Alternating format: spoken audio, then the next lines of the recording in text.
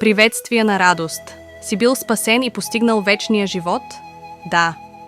Ти трябва да бъдеш спасен и ти си правилната личност, която да чуе тази вест. Наистина, в края на човешкия живот има само два места – вечно осъждане в огните на ада или вечния живот и спасение с Бог в рая.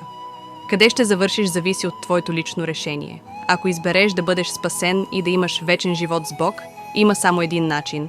Вярвай в Господ Исус и го приеми като своя Господ и Спасител.